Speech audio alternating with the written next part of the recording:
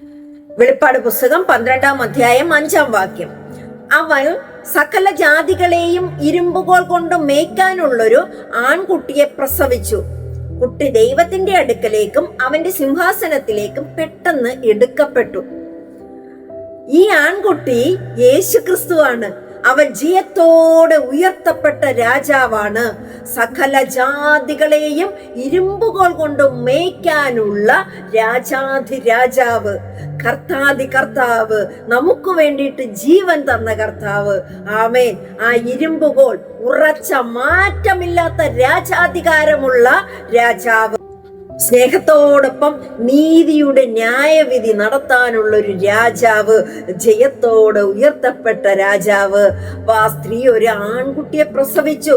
സ്ത്രീ ദൈവജനങ്ങൾ വഴി മിശിക ലോകത്തേക്ക് വന്നത് ഒരു സ്ത്രീ വഴിയാണ്. മനുഷ്യരക്ഷയുടെ തുടക്കമെന്ന് പറയുന്നത് ഒരു സ്ത്രീയിലൂടെയാണ്. സ്ത്രീയിലൂടെ ആ ഒരു രക്ഷയ്ക്ക് തുടക്കമായിട്ട് യേശു ക്രിസ്തു ഭൂമിയിലേക്ക് വന്നു. വിശുദ്ധ മറിയ 1-ാം നൂറ്റാണ്ടിൽ യേശുക്രിസ്തുവിന്റെ ഉയർത്തെഴുന്നേൽപ്പിന് ശേഷം താൻ പിതാവിന്റെ അടുക്കലേക്ക് കയറിപ്പോയതിനു ശേഷം യേശുക്രിസ്തു ഇവരോട് കൽപ്പിച്ചതുപോലെ, ആകയാൽ നിങ്ങൾ പുറപ്പെട്ട് പിതാവിന്റെയും പുത്രന്റെയും പരിശുദ്ധാത്മാവിന്റെയും നാമത്തിൽ സ്നാനം കഴിപ്പിച്ചും ഞാൻ നിങ്ങളോട് ഉപദേശിച്ചതൊക്കെയും പ്രമാണിപ്പാൻ തക്കവണ്ണം അവരെ പഠിപ്പിച്ചും കൊണ്ട് ശിഷ്യരാക്കിക്കൊള്ളുവിൻ. ഞാനോ ലോകാവസാനത്തോളം നിങ്ങളോടൊപ്പമുണ്ട്.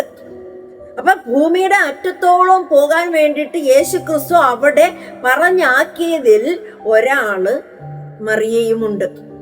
ആ പുതിയ നിയമ കാലഘട്ടത്തിൽ എല്ലാ വിശുദ്ധർക്കൊപ്പം ഇന്നും മറിയ മരിച്ച് അടക്കപ്പെട്ട് ക്രിസ്തുവിന്റെ വരവിനായി കാത്തിരിക്കുകയാണ്.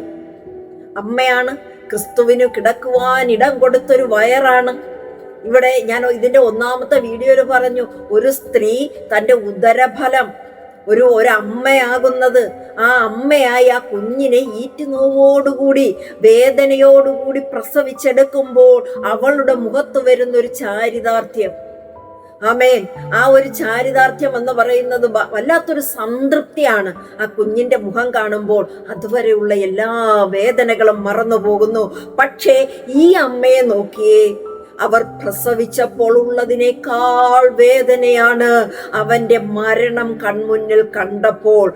കർത്താവായ യേശുവിന്റെ തൻ്റെ സ്വന്തം മകന്റെ ആ ഒരു മരണം, ആ പീഡിപ്പിക്കുന്നത്, അടിക്കുന്നത്, ചാട്ടവാറുകൾ കൊണ്ട് വരഞ്ഞു കീറുന്നത്, മുൾക്കിരീടം തലയിൽ ചൂടിക്കുന്നത്, എടുത്താ പൊങ്ങാത്ത ക്രൂശ് ചുവപ്പിക്കുന്നത്, കാരിരുമ്പാണികളാൽ കൈകളിൽ തുളച്ചു കയറ്റുന്നത്, കാലുകളിൽ തുളച്ചു കയറ്റിയത്, വിലാപ്പുറത്ത് കുത്തിയത്, പരിഹസിച്ചത്, നിന്ദിച്ചത്, മുഖത്ത് തുപ്പിയതൊക്കെയും ആ അമ്മ സഹിക്കുകയാണ്.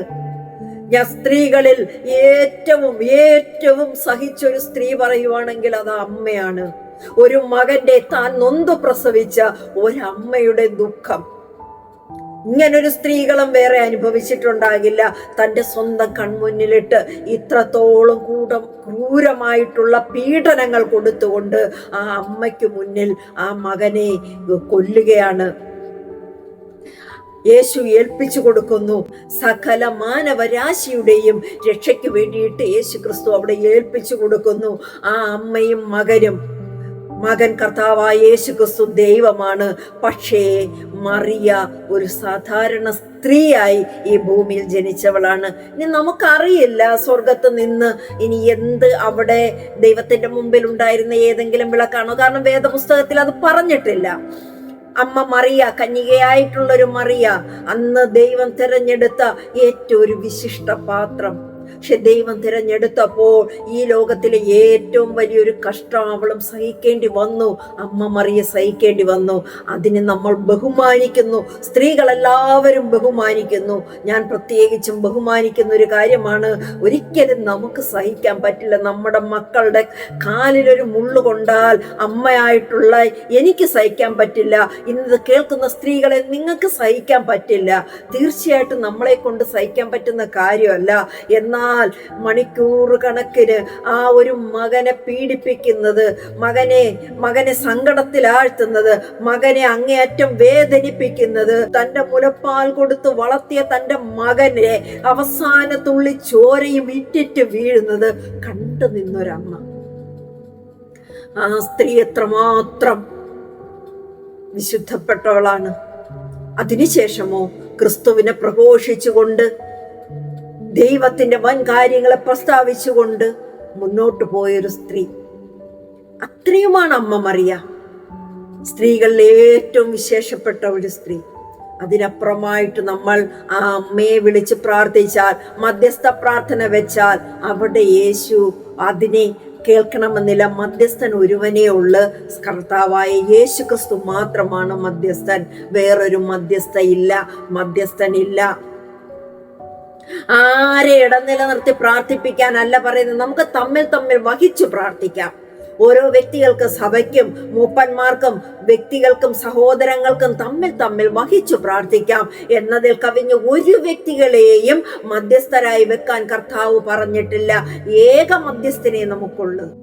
മനുഷ്യരക്ഷയുടെ തുടക്കം, ആ ഒരു സ്ത്രീയുടെ പ്രസവം, അതിങ്ങനെ വന്നപ്പോൾ, അത് വായിച്ചു വന്നപ്പോൾ പെട്ടെന്ന് എൻ്റെ മനസ്സിലേക്ക് വന്ന ചിന്തയാണ് ഞാൻ നിങ്ങളുമായിട്ട് പങ്കുവെച്ചത്. ആ ഒരു മനുഷ്യരക്ഷയുടെ തുടക്കം, ആ ഒരു തുടക്കം അവിടെ കുറിക്കുകയാണ് ആ കുഞ്ഞിന്റെ ജനനത്തോടുകൂടി. കുട്ടി ദൈവത്തിന്റെ അടുക്കലേക്കും സിംഹാസനത്തിലേക്കും എടുക്കപ്പെട്ടു. ക്രൂശും പുനരുത്ഥാനവും സ്വർഗാരോഹണവും ഒക്കെ അവിടെ ആ ഒരൊറ്റ ലൈനിലൂടെ അങ്ങ് പറയുകയാണ്. സാത്താൻ നശിപ്പിക്കാൻ ശ്രമിച്ചെങ്കിലും ദൈവം അവനെ രാജസിംഹാസനത്തിലിരുത്തി.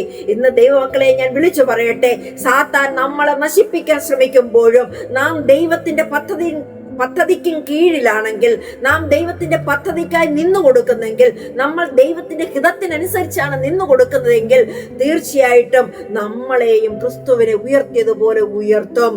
ക്രിസ്തുവിന് കൊടുത്തതുപോലെ ക്രിസ്തുവിന്റെ കൂട്ടവകാശികളാക്കും. ഇത് യേശു നമുക്ക് തന്നിട്ട് പോയ വാക്കാണ്. ആ വാക്ക് യേശു പാലിക്കും.